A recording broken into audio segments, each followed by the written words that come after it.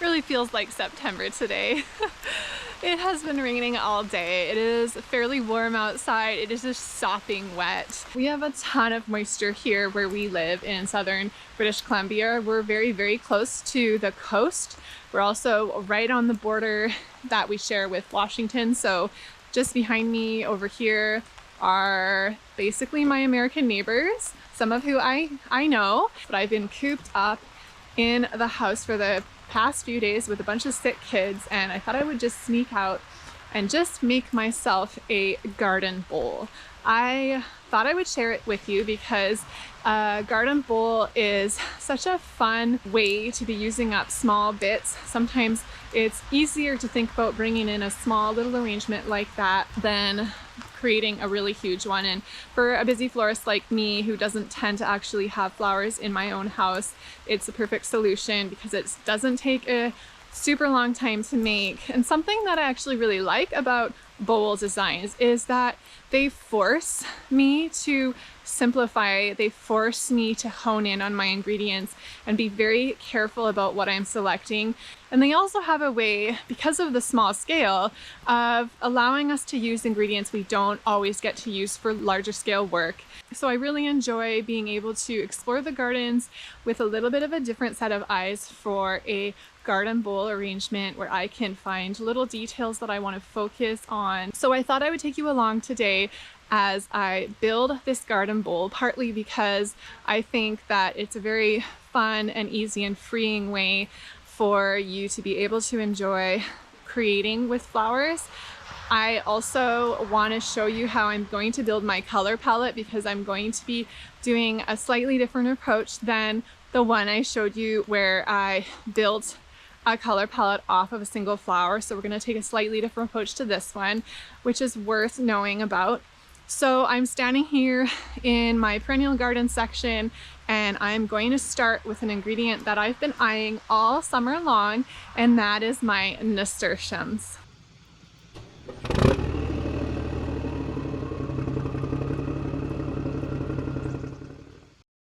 So here's my pretty little nasturtiums. I have picked the yellow ones. You can see there is a little bit of a ruby throat in here. I'm going to ignore the ruby throat for now. Unlike the previous video that I showed you how you could build off a color palette following the colors in a particular flower. So if we were taking that method, I would actually follow this ruby color and continue on finding related colors. But what I'm actually going to do is I'm going to focus on a slightly related color to the ruby, and that is the color purple. And what I'm actually doing is using the color wheel and color theory to come up with that. So yellow and purple are directly across from each other on the color wheel. They are what's called complementary colors, and complementary colors tend to work very, very nicely together. And I want a fallsy color palette for this design, but I didn't want to go into the rusts and oranges and reds again. I've been doing that a lot lately, so I thought I would start with yellow. Now, purple is somewhat related to red. As you probably know, purple is a combination of red and blue, so it's not completely out of left field for this particular flower. So that is where I'm planning to head next. Now, I wonder if you notice how warm the yellow in these nasturtiums is. It's a warm golden yellow. So my purple that I've just spotted that is perfect for this is the penstemon. It is a warm red violet type of purple, and this is going to be a really great line flower with a really great little dainty texture to it to incorporate into my design. It is going to help bring movement because it is a linear flower. So I'm going to grab a few of these. Next stop, still in the perennial garden. The perennial garden gives me so much to work with. It's really incredible in all seasons. And my garden's actually not that big. It's not that massive in terms of the perennial component, but super, super valuable. So I have spotted the classic fall flower, perhaps the epitome of fall, the rudbeckia, in very similar warm and golden tones to the nasturtiums. I also am glad to include these because of the fallsiness that they just naturally bring to a design. They sort of have a way of setting us into a certain season. I'm sure I'm getting raindrops all over this camera lens. I am sorry. While I'm here, I'm gonna grab some of these lovely, dainty, delicate fronds of asparagus. I always love this drapey texture in my designs this time of year. And something that's really nice about designing a small arrangement like a bowl, besides its spilling quality that is so pretty and gardeny and reminds us of a garden, is that I can use some of the smaller, shorter things that I can't use in other designs. So one great example of that is heuchera leaves, and I have a lovely purple heuchera. I don't know what type it is, but it's a lovely purple that I'm going to incorporate into the foliage of this design. I'm in one of my greenhouses now. It's nice to get out of the rain. It's noisy in here though, so I'm curious with the rain on the roof, I'm curious how the sound is actually going to turn out. This is my greenhouse that I'm growing basically vegetables mostly in here. And I also have all of my baby perennials in here. I have foxgloves, delphiniums, just ones that were really little coming into the summer, and I wanted to get them onto a drip. But behind me, this is the disaster that I will admit that I have created this year. This is a combination of tomatoes and tomatillos, none of which did I get around to staking this year or hanging or anything. So I'm having a lot of regrets now because the tomatoes are gorgeous and they're all getting eaten by something rodent-like because they're all laying on the ground, or slugs. But that is what it is. I just can't possibly keep up with everything around here, and there will always be something that I'm gonna have regrets about. So I've got a few things in here that I'm gonna grab. I have some gorgeous salpoglossus, which ironically, looking at it, it has the purple and the yellow in the warm tones as well. And I could have started this design with building a color story off of this specific flower. It even has that hint of red in it, which is really interesting. So I'm gonna grab what I have of those, as well as some of the purple basil. This is either licorice basil or Queen of Siam basil, which is my favorite basil. We grow these more for culinary purposes, but at this stage it's flowering and it makes a really great cut as well. As my main focal flower, I'm grabbing some dahlias in my hues. I have a purple Evanetti growing in here that I'll definitely be grabbing. It is the perfect warm purple. And I'm going to be grabbing blooms that are not so big because my arrangement is going to be smaller. I can't be incorporating a giant dinner plate, for example. It just is going to make the designing really challenging. Given the scale of my design, I need to keep that in mind as I select my ingredients. And so my ingredients typically will tend to need to be smaller as well. So just a tip for you. Now I'm also looking for a bit of variation in my dahlias. So I've grabbed a couple of bulb varieties, but I've also grabbed these. This is Edinburgh, a little bit of a different shape, just to keep a more natural garden feel to my arrangement. I'm gonna grab a little bit of this sedum. This is such a nice, warm, earthy tone. It'll really help to ground my design, and some of the colors that I've picked are quite fresh, especially the dahlias. They have a lush and fresh look. This will help to give it a little bit more earthiness. Not sure what this variety is. It's from my friend Lori. She gave me a little piece a few years ago. If I can figure it out, I will definitely include it. And by the way, I always include the names of flowers, the variety and the type of flower, in a little drop down subtitle. So keep an eye out for those as you're watching my videos. Especially in the last 6 months or so, I've made a really great effort to always include the names for you, because I can't always name them as I'm designing. I don't always have the time to name every single one out loud. So keep an eye out for that. Garden style designs are really aided by the use of many different types of foliage to really create an interesting and gardeny look. So I'm always looking to include at least 5 and probably 7 different types of leaf, different types of greenery or foliage. So I'm going to be grabbing a little bit of this one behind me. This is one of my favorite for cuts. It is Physocarpus, and this is a purple one called Diabolo. So I'm going to grab a little of this, and I'm also going to grab a little bit of my spirea just for the dainty leaf texture that it has. It's starting to get a ruddy color from green to red, so it'll help to bring that seasonal feel as well as a bit of a daintier texture.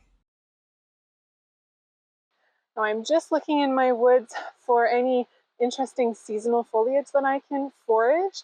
I really want this design to showcase the seasonal foliage as much as it shows off the florals. So I have behind me a little bit of vine maple, which is a native, and I'm just going to take a little bit of this. It's a little bit into the reds, and it'll just help to pop and give that seasonality to my arrangement. Just grabbing some purple clover that grows in our pasture. That actually holds up really well. It has a really good vase life, and I just really want it for those flowers, which is in a bit of a lighter shade of purple, just to add some dimension to my design. Just stumbled across a blackberry in the pasture that is the perfect shade of purplish reddish. So I'm going to grab that, and then I think I've got everything I need. I'm going to head to the studio next, and I'll show you how to put together a beautiful seasonal garden bowl. I gotta say, I'm pretty glad to be in the studio right now. I did not expect to get that soaking wet today. Whew, was not fun. So I thought I would show you my materials that I'm using, my tools, and my equipment. So the most important probably being the vessel, and I keep calling this a garden bowl. That's because it's made in a bowl. So any old bowl will do. I will often raid my kitchen supply of dishes. I love picking up bowls at thrift stores. So this is a earthy colored, taupey colored bowl with a little bit of a texture on it. I'm wanting this kind of more earthy tone just to tie in with this seasonal feel that I'm going for. For the mechanic to help keep my stems steady in here, I would have liked to use, I have a bundle somewhere in this studio of basically just some hops vine, some dried hops vine that's just in a sort of a cluster, and I love sticking that. I'll stick that on top of a bowl like this and fasten it on, and then that's all I need. I would prefer to use something natural like that, but this is just for me, and so I'm using some chicken wire, a ball of chicken wire instead, and of course I can just reuse this. I have reused this many times already. So something is needed like this just to help, especially in a bowl where you're not getting a tall sides and it's wide open, otherwise stems will just fall out. So we need something. So I like the wire to extend above the rim of the bowl. It will help give me extended structure because now I'm getting extra height on it. I don't want it too tall because then it'll make the flowers sit up awkwardly high, but I do want it to extend a little bit above. And I don't have tape handy right now. Apparently I'm missing a few things. It's so messy in here because I've been doing all of my dried wreath orders, and so things are a little bit helter-skelter. I am going to borrow from Hitomi Gilliam the rubber band, so I'm just going to fasten my wire into the bowl with a rubber band. Now obviously I need to fill this with water, so I will be doing that. My tools for cutting, I have clippers, but even more importantly, I have a knife. A knife is so important. It is way quicker, it is way more ergonomic for your hands, and so as you're designing into a vase, you always want to have a floral knife. It will save you a lot of time, and it's just a lot better than using a big heavy pair of clippers. But I have these handy because if I need to cut up anything that's thick, like wooden branches, things like that, I still need my clippers. I have a stem cleaner. This is for the blackberries. They were full of thorns, so I can just use this to strip the thorns off. And finally, a turntable so that I can see my arrangement from all sides as I'm designing. Okay, I'm gonna elevate my turntable a little bit. Much better for me. And so I will bring down this camera as well to give a better view.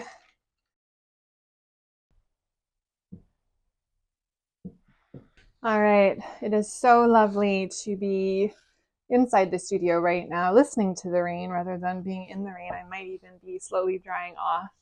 Here is a little glimpse of the beautiful foliages, the colors that I have gathered. Very ballsy and gorgeous, as well as some additional ones that you might recall. Some viney nasturtiums, clover, and I also have the tomato.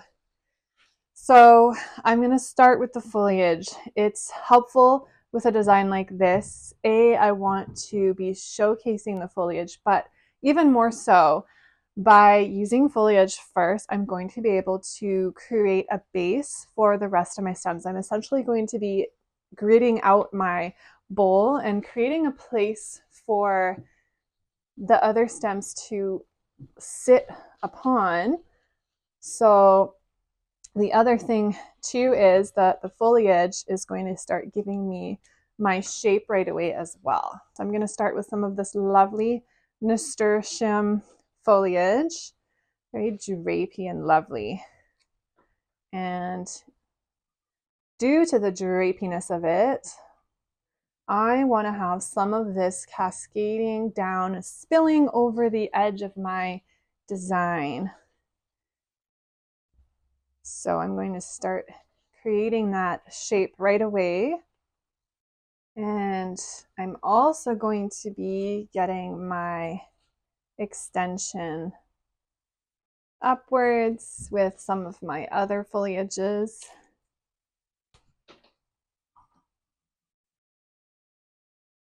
So I'm really starting to create sort of a V shape. This is the spirea.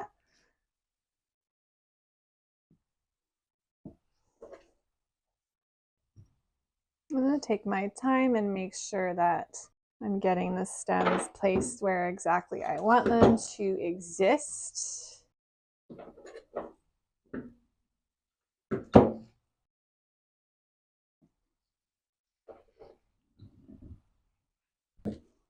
Now this 9-bark Physocarpus also has a lovely drape to it.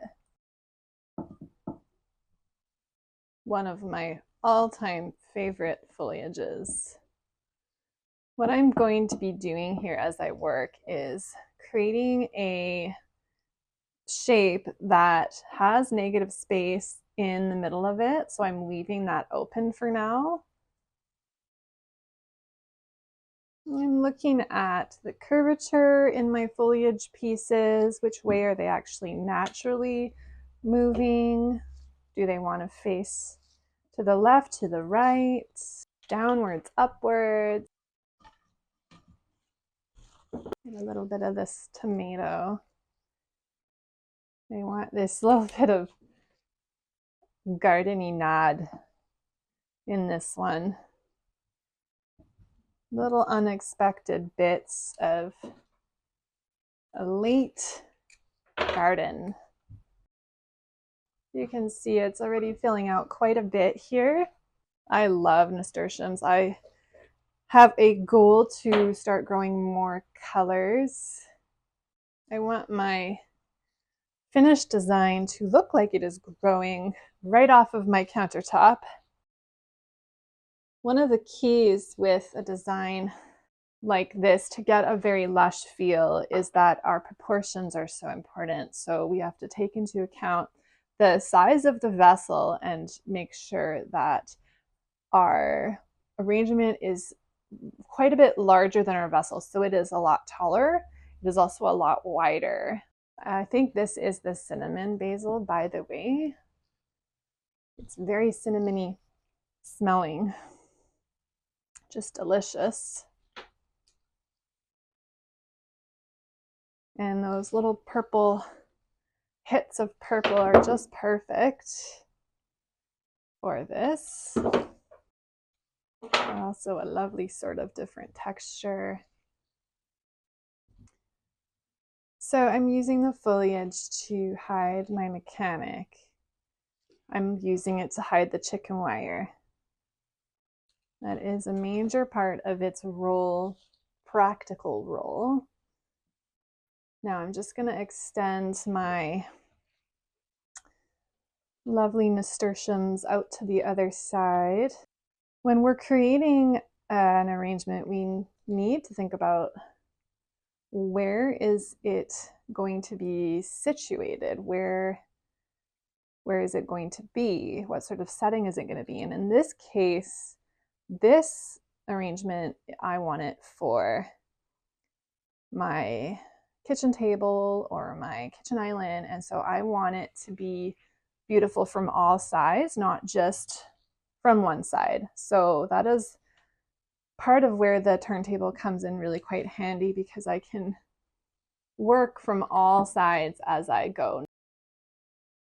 I don't want to put too much foliage in, because then I will have trouble fitting my stems in. So it takes a bit of practice sometimes to know when to stop. Putting some clover in now.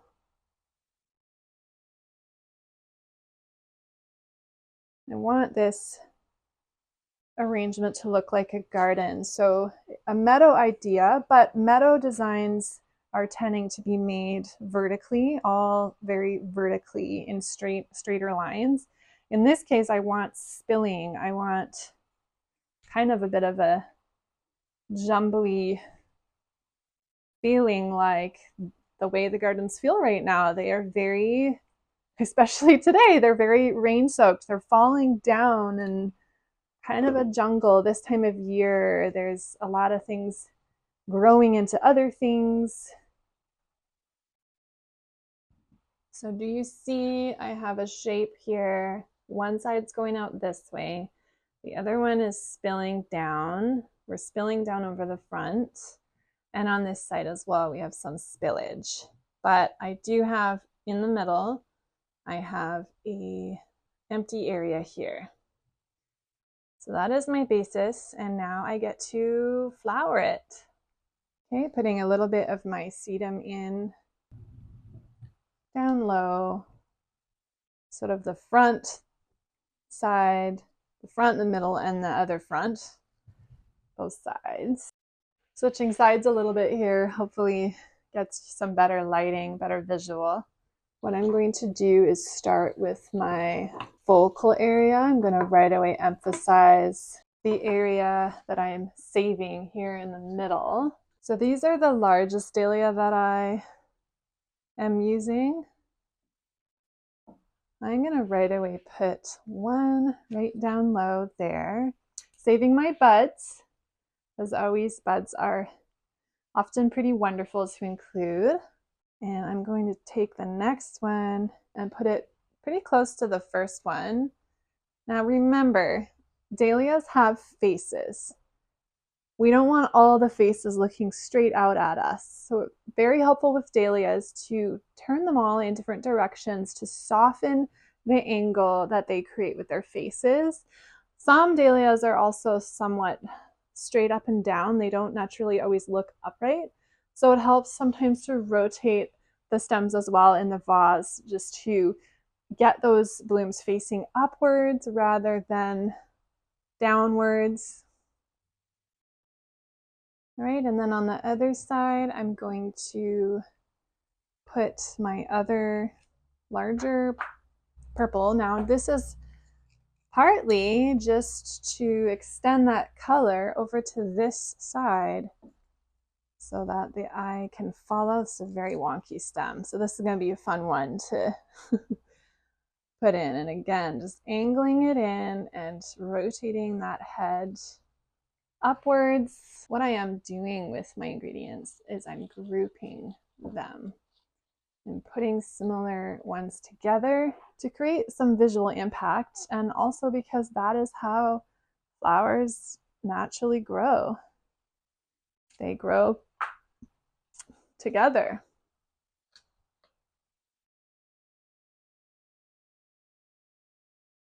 So you can see how this purple color now is pulled over to the back, to the other side. I'm going to continue that color right through the middle. Probably should pick a more straight up and down dahlia, but I think we'll get on all right there. These little cuties.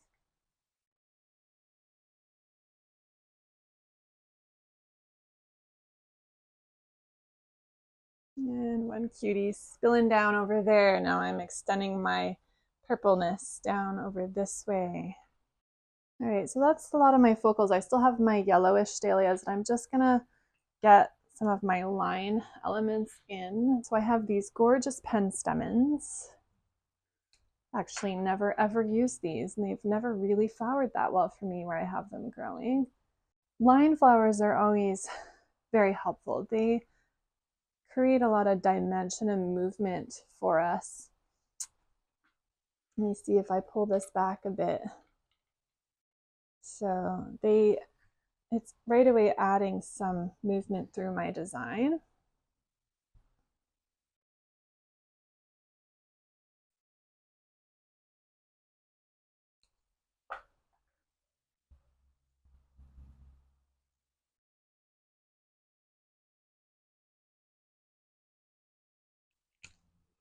And I'm just gonna section this one out. Allows me to place a bit more of this texture, a little bit more to work with through here.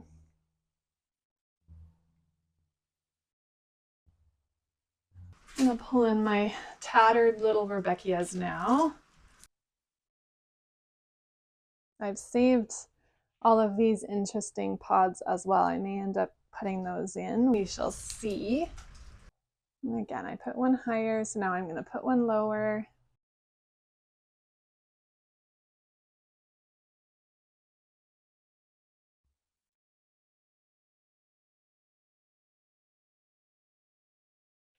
And echo this one over here. All right, I have these yellowy ball dahlias to incorporate. All right, so the major component of my florals are in now, and I'm going to fill in with some bits of texture now, a little bit of asparagus. I really want to put in some of these tomatillo, purple tomatillo bells. Some more basil. I mean, these things are so cool. I'm just adding little elements now in between some of my focals just to help soften. For my last little audition, remember these tomatoes?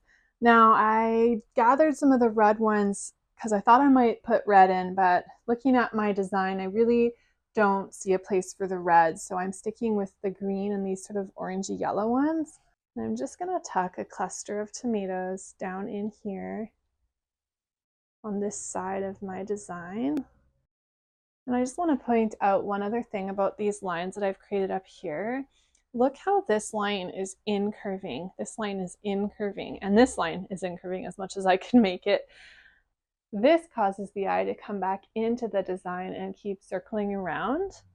If I were to take this clover and turn it the other way, now my eye is actually being pulled out of the design. So do you see how important that is, just to be mindful of incurving your linear elements? It actually creates a movement for my eye to travel and stay within my design and connect my line on one side to the other side and back down to my heavier focal area. So there we have a lush and spilly garden style bowl for inside my house.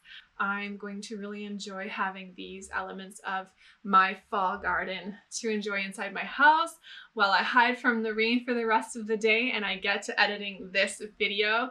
I hope this video was helpful. I hope it encourages you to try some designs like this.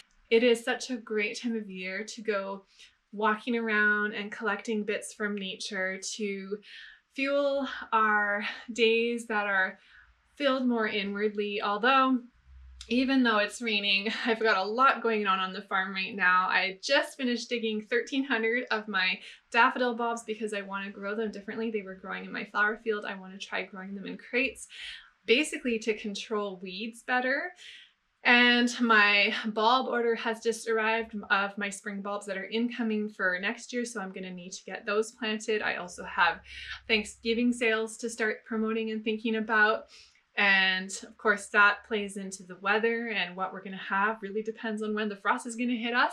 But that is coming up quick here in Canada, so there's lots going on, and I won't be inside as much as I might want to, as is the farming life. But in the meantime, I get to enjoy this version of fall that is going to grace my counter. So I'm gonna go bring this beauty into my house and go make dinner. One final touch will be that once I have it in place, I can simply slip the rubber band up and out of the way so it's out of view.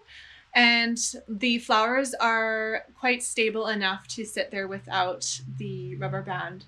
So now that it's built, I can just remove that rubber band and it's not going to go anywhere. Hope this was helpful. Please let me know if you have any design questions, any other questions about the flowers I used, or any suggestions or comments. Love hearing from you. Love hearing your version of flowers and what you're doing with your own cutting gardens. Thanks for being here, and we'll see you next time.